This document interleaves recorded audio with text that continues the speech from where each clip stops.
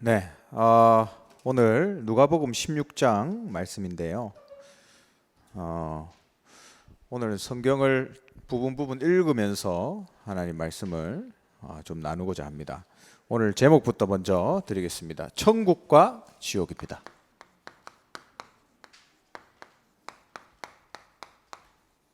오늘 성경 본문은 누가복음 16장 19절에서 31절입니다. 서론에요. 하나님 자녀는 기도할 줄 알아야 된다 했습니다. 기도할 줄 모르면 많은 걸 놓치게 되죠. 그래서 5가지 이제 기도를 우리 지금 메시지 통해서 나오고 있는데, 첫 번째는 모든 것을 하나님께 가져가라. 나쁜 일도 있고 좋은 일도 있죠. 우리는 어려운 일만 하나님께 가져가는데 좋은 일도 하나님께 가져가야 돼요. 우리의 모든 일상을 하나님께 가져가라. 그러면서 이게 되어지면 모든 것이 필요 없다, 이게 깨달아진다 했습니다. 그리고 뭐만 필요하냐, 내게 오직 138만 필요하구나 깨닫게 된다 했어요. 그래서 모든 걸 하나님께 가져가는 게 첫 번째입니다. 그러면 하나님이 뭘 주시냐면 미션을 주세요. 하나님이 주시는 기도 제목이 나온다 했습니다. 그게 진짜 기도죠. 우리는 내가 만든 기도 제목 가지고 기도하는데 하나님이 주신 기도 제목, 미션이 나온다. 그러면 어떻게 되겠습니까? 24시가 되는 거예요. 이걸로 계속 24시가 누려지는 겁니다. 왜? 하나님 주신 게 확인됐기 때문에 내 인생이 계속 그 안에서 살게 되는 거예요. 그러면 인간이 할 수 없는 25시 영원의 역사가 우리 삶에 일어나는데, 이걸 보고 하나님 나라가 임한 거다 말씀하고 있습니다. 그래서 여러분, 기도를 할 줄 알아야 된다. 영적인 거잖아요. 근데 그 시작은 모든 것을 하나님께로. 어렵지 않죠? 초등학생도 할 수 있습니다. 여러분, 모든 것을 하나님께 가져가세요. 오늘 본론에 들어가서요, 거지하고 부자가 나오잖아요.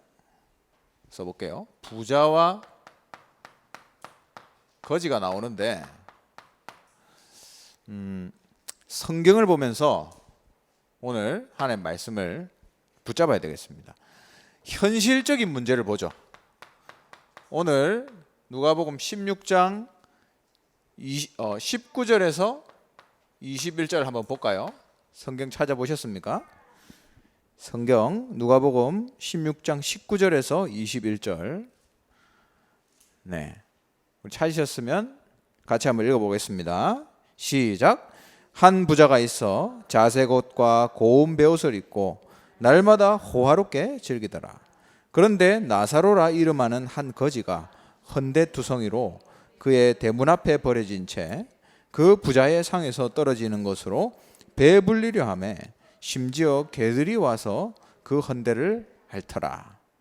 현실적으로 보면 불신자가 부자고 지금 신자는 거지예요. 그러니까 지금 신자가 불신자한테 얻어먹고 사는 거죠. 썩 좋은 그림은 아닙니다. 요즘 이렇게 목사님 메시지 주시죠. 가난한 부모 밑에서 태어난 것은 죄가 아니다. 당연하죠. 내가 부모님 선택한 거 아니잖아요. 그러나 내가 어른이 돼서도 평생 가난하게 산다? 그거는 그 사람 문제라 했습니다. 그 사람의 잘못이다 했어요. 가난할 수밖에 없는 나의 영적 문제 있습니다, 여러분. 가난할 수밖에 없는 각인뿌리 체질이 있어요. 그래서 그걸 치유해야 되는데 어디서 치유되냐면 다른 게 아닙니다. 복음으로 치유가 돼요. 그래서 신자가 불신자한테 얻어먹고 사는 인생 되면 안 됩니다. 오늘 강단에서 나왔죠. 우리는 불신자 살리는 인생 살아야 돼요. 하나님이 그렇게 역사하실 겁니다. 그래서 현실을 보면서 그 다음 두 번째 22절에서 25절을 보죠. 하나님은 구원을 어떤 기준으로 주시는가? 22절에서 25절입니다. 같이 한번 22절부터 읽어보겠습니다. 시작.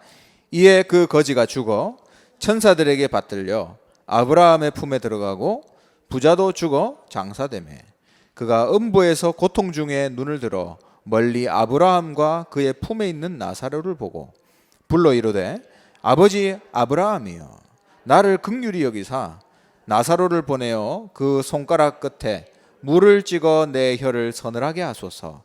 내가 이 불꽃 가운데서 괴로워하나이다. 아브라함이 이르되 예 너는 살았을 때에 좋은 것을 받았고 나사로는 고난을 받았으니 이것을 기억하라.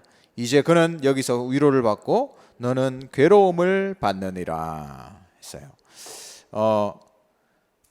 여러분 부자가 지금 지옥에 갔고 거지가 천국에 갔잖아요. 근데 부자가 구원받는 기준이 뭐였습니까? 부자가 구원을 못 받은 기준이 뭐였어요? 우리는 이렇게 생각할 수 있잖아요. 부자가 돈도 많아서 그 집 앞에 있는 거지를 평생 먹여 살렸다. 선행이잖아요, 선행. 착하게 살고 죄 적게 짓고 이걸 구원의 기준으로 생각하는 종교가 대부분입니다. 가톨릭은 전부 이걸 주장해요. 그래서 제가 어떤 필리핀 친구한테 복음을 설명하니까 이 친구가 그 복음 받고 살아나더라고요. 자기가 공장에서 죽을 뻔했는데 그 이후로 내가 이래 살아서는 안 되겠다. 그래서 복음을 듣기 시작했는데 그때부터 이게 아니라는 걸 깨닫더라고요. 근데 문제는 이걸 가지고 자기 친구들 필리핀 사람들한테 복음 전하니까 니는 왜 이상한 소리 하냐 막 공격하더래요. 왜? 가톨릭은 다 이거거든요. 그러니까 말이 안 통하는 거죠. 아마 이 성경 말씀도 그렇게 해석할 거예요, 이 사람들이. 자, 그래서 구원의 기준은 선행이 아니다 이 말입니다. 그러면 구원의 기준은 뭐냐? 죄예요, 죄. 죄를 많이 지었냐 적게 지었냐를 얘기하는 게 아니에요. 뭐냐? 태어났을 때부터 가지고 있던 원죄. 네가 가지고 있는 네가 살면서 지은 모든 죄. 죄가 아무리 많든 아무리 착하게 살았든 죄 문제를 해결한 사람은 구원받는다. 이게 하나님이 주신 구원의 기준입니다. 오늘 25절에 보니까 약간 복음이 아닌 것 같은 메시지가 나오죠. 네가 살았을 때 좋게 살았으니까 너는 지옥 가야 된다.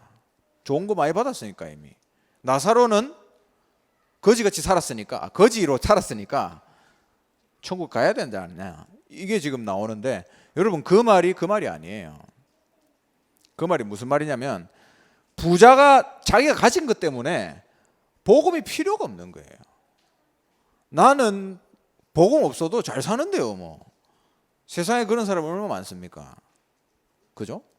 내가 가진 거 많기 때문에 그런 거는 이 가난한 사람들이나 믿는 거지. 실패한 사람들이나 교회 가지. 이렇게 생각한다니까요. 그 굉장히 교만한 생각이에요. 그래서 누가복음 18장 25절에 보면 낙타가 바늘 구멍에 들어가는 거. 그게 부자가 천국 들어가는 것보다 쉽다 했습니다. 어렵다는 말이죠. 그러나 진짜 부자가 복음을 깨달았다. 그럼 하나님이 그 사람의 배경을 가지고 세계복음 하시는 거예요. 그러니까 우리의 기준은 항상 이게 있어야 된다. 이게 복음이잖아요. 이 원죄 문제 누가 해결할 겁니까? 오늘 강단에 말씀 받았죠. 그리스도가 아니면 안 되는 거예요. 우리가 가지고 있는 영적 문제 그리스도 아니면 해결 안 됩니다. 야, 네 왜 그렇게 게을러? 왜 맨날 거지로 살아? 제발 좀 일해. 그런다고 일을 하겠습니까? 영적 문제인데요. 복음으로만 치유가 되는 거예요. 복음으로만 구원받고 복음으로만 영적 문제 치유되는 거예요. 가진 게 너무 많아서 복음을 거부하는 사람, 반대로 아무것도 가진 것 없어서 하나님 말고는 의지할 것 없는 사람, 누가 나아요? 하나님 의지하는 사람이 나아요. 저희 외할머니가 굉장히 어려웠거든요. 저희 외할아버지는 그 6.25 전쟁 나갔던 분입니다. 근데 거기서 눈 한쪽을 잃었어요. 그 후유증 때문에 너무 힘들게 사셨어요, 할아버지가. 근데 그 할아버지가 후유증이 있으니까 뭘 하냐면 그 분노와 이런 게 막 쌓여 있잖아요. 그런 거를 술과 폭력으로 푸는 거예요. 그러니까 가족들이 얼마나 힘들겠습니까? 저희 할머니 많이 맞았죠. 그러니까 얼마나 힘듭니까? 가난하지, 남편한테 맞지, 할 수 있는 게 없어요. 그래가지고 갖는 게 교회예요. 그 얼마나 다행입니까? 그래서 그 영적인 흐름 때문에 저는 목사가 됐다고 생각하거든요. 저는 그렇게 우리 가문에 우리 할머니가 복음의 원조다, 저는 그렇게 믿고 있습니다. 여러분, 아무것도 없어도 복음 가지고 구원받는 게 최고 축복입니다. 근데 내가 만약에 평생 거지로 산다, 내 영적 문제 때문에, 그거는 그 사람 잘못이다 이 말이에요. 우리는 237 세계복음화 해야 되잖아요. 그래서 이거는 내가 악착같이 돈 벌어야지 한다고 되는 게 아니라 진짜 나의 이 부분을 복음으로 해결할 때, 어제도 그런 말씀 나왔고 지난 우리 훈련 때도 나왔잖아요. 정말 내가 237을 위해서 하나님 앞에 서면 시대 서밋으로 빛의 경제를 주신다 했습니다. 이 축복을 누려야 돼요. 세 번째, 구원의 기회. 언제 구원받을 수 있는가? 오늘 26절에 한번 읽어볼까요? 26절 같이 읽어보겠습니다. 시작. 그뿐 아니라 너희와 우리 사이에 큰 구렁텅이가 놓여 있어 여기서 너희에게 건너가고자 하되 갈 수 없고 거기서 우리에게 건너올 수도 없게 하였느니라. 아멘. 한마디로 죽고 나면 천국에서 지옥으로, 지옥에서 천국으로 못 간다 이 말이에요. 옮길 수 없다. 그럼 언제 기회가 있죠? 살아있을 때. 살아있을 때만 구원의 기회가 있다. 그러면 살아있을 때 복음을 듣게 하는 게 얼마나 중요해요. 너무너무 중요한 겁니다. 지난주에 어떤 우리 다민족 한 분이 가정에 어려운 일이 있었더라고요. 가까운 제 친척이 젊은 나이에 갑자기 소천했어요. 그래서 너무 그 어른이 얼마 전에 또 돌아가셨는데 그 어른 돌아갔을 때보다 훨씬 더 많이 울었다 하더라고. 왜 울었냐? 내가 복음을 못 전해서. 내가 죽기 전에 복음을 꼭 전했어야 되는데 계속 기도하고 준비는 했는데 복음을 못 전해는 거예요. 기회를 못 찾은 거죠. 그래서 결심했답니다. 내가 우리 가족들한테 반드시 한 명도 안 빼놓고 확실한 복음 전해야 되겠다. 이걸 딱 언약으로 잡았대요. 그걸 보고 한이라고 합니다. 한. 복음의 한, 전도자의 한이죠. 그게 바로 전도의 가치다. 여러분, 전도, 오늘 전도자에 대한 말씀 주셨잖아요. 여러분, 전도라는 게 하나님 보실 때 최고 가치 있는 겁니다. 오늘 여기 성경 말씀 한번 볼까요? 또 27절에서 31절을 한번 읽어보겠습니다. 27절에서 31절 같이 읽겠습니다. 시작. 이르되 그러면 아버지여 구하노니 나사로를 내 아버지의 집에 보내소서. 내 형제 5이 있으니 그들에게 증언하게 하여 그들로 이 고통받는 곳에 오지 않게 하소서. 아브라함이 이르되 그들에게 모세와 선지자들이 있으니 그들에게 들을지니라. 이르되 그렇지 아니하나이다. 아버지 아브라함이여 만일 죽은 자에게서 그들에게 가는 자가 있으면 회개하리이다. 이르되 모세와 선지자들에게 듣지 아니하면 비록 죽은 자 가운데서 살아나는 자가 있을지라도 권함을 받지 아니하리라 하였다 하시니라. 아멘. 여기 모세와 선지자라는 말이 나오죠. 이 모세와 선지자는 뭘 말합니까? 구약 성경을 말하죠. 구약 성경. 그러니까 한마디로 하나님의 말씀이에요. 하나님의 말씀. 이 말씀이 지금 이 생에 지금 있기 때문에, 세상에 있기 때문에 그걸 들으면 구원받고 안 들으면 구원 못 받는다. 죽은 자가 살아나서 얘기해도 안 받은 사람은 안 받는다 이 말이에요. 그러면 이 복음의 말씀을 누가 전달해 줄까요? 누가 전달합니까? 전도자에게. 이 복음을 전달해 주는 그 한 사람. 이 한 사람이 너무 소중한 거예요. 여러분, 우리 선교 역사를 아시죠? 우리 한국에 복음이 어떻게 들어왔는가? 수많은 선교사들의 죽음과 피가 있었습니다. 토마스 선교사 얘기 아시죠? 그 토마스 선교사님이 배 타고 중국에서 선교하다가 젊은 와이프인데 그 사모님이 거기서 죽어버렸어요. 소천하셨죠? 그래서 내가 이 조선의 복음 전하러 가야 되겠다. 그래서 배를 타고 이제 평양으로 들어온 겁니다. 평양. 근데 그때 당시에 우리나라는 어땠죠? 다른 나라 외국인들 들어오면 안 된다. 이거였거든요. 조선이었잖아요. 조선. 그래서 이 배에다가 불을 질러버린 거예요. 외국 배니까. 그러면 어떻게 됩니까? 거기 타고 있던 사람들이 다 살려고 뛰어내리잖아요. 뛰어내리는 족족 다 죽여버리는 거예요. 거기에 누가 타고 오셨나? 토마스 선교사님이 타고 있었던 거예요. 그래서 이제 토마스 선교사님도 그 육지로 왔죠.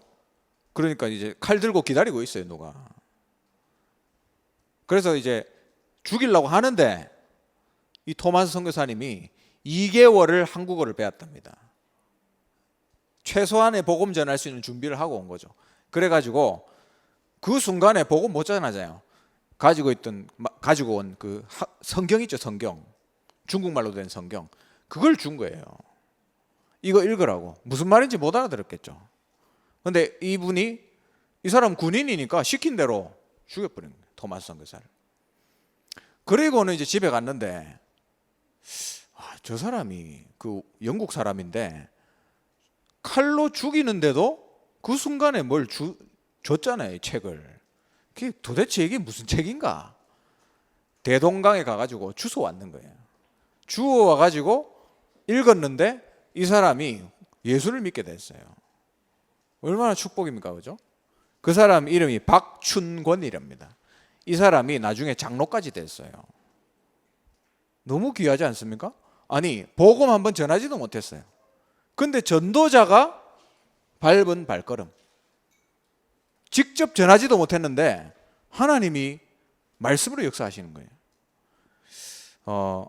그리고 이 사람, 이 박충권의 조카가 이영태라는 사람인데 이 사람이 어떤 사람이 됐냐면 나중에 한국어 성경 번역하는 위원이 됐대요. 성경 말씀 이거 던져줬는 것 때문에 구원받았는데 조카가 한국어로 성경 번역하는 위원이 됐다는 거예요. 하나님이 참 드라마틱하게 역사하시는 거죠. 그 복음 때문에 발걸음했던 토마스 선교사 한 사람, 하나님이 그 사람을 통해서 조선에, 대한민국에 복음의 씨앗을 주시고 지금 복음 전하는 나라로 하나님 성장시키셨습니다. 얼마나 참 감사한 일입니까? 그래서 복음 전하는 자의 발걸음은 복이 있다. 왜 그렇죠? 이거 해결은 그리스도밖에 안 돼요. 조선에 있던 수많은 영적 문제 복음으로밖에 해결 안 되니까 그 복음을 들고 온 전도자의 발걸음이 죽음의 발걸음이지만 너무 소중하다는 말입니다. 그래서 로마서 10장 17절에 보면 믿음은 들음에서 난다. 그리고 들음은 뭘로 말미암았다고요? 그리스도의 말씀으로 말미암았느니라. 하나님의 말씀으로 우리 조선이 치유받은 거예요. 근데 그 전에 보면 14절에서 15절 14절에 15절을 보면 그런즉 그들이 믿지 아니하는 이를 어찌 부르리요? 듣지도 못한 이를 어찌 믿으리요? 전파하는 자가 없이 어찌 들으려 했습니다. 그러면서 15절에 보내심을 받지 아니하였으면 어찌 전파하리요? 기록된 바 아름답도다 좋은 소식을 전하는 자들의 발이여 함과 같으니라. 누구를 얘기하는 거죠? 전도자를 얘기하는 거예요. 이 전도자 한 사람이 그만큼 중요하단 말입니다. 여러분이 복음 가지고 5천 종족 나라를 품고 한 나라를 위해서 기도한다. 하나님이 여러분의 그 기도 제목 때문에 여러분이 가진 그 복음의 한 때문에 하나님 그 나라에 복음의 씨앗을 뿌리실 거예요. 전도자의 발걸음은 결코 헛되지 않다. 지금 열매 안 나더라도 나중에 큰 열매로 하나님 역사하실 겁니다. 그게 대한민국의 예죠. 말씀을 맺겠습니다. 결론입니다. 그래서 우리는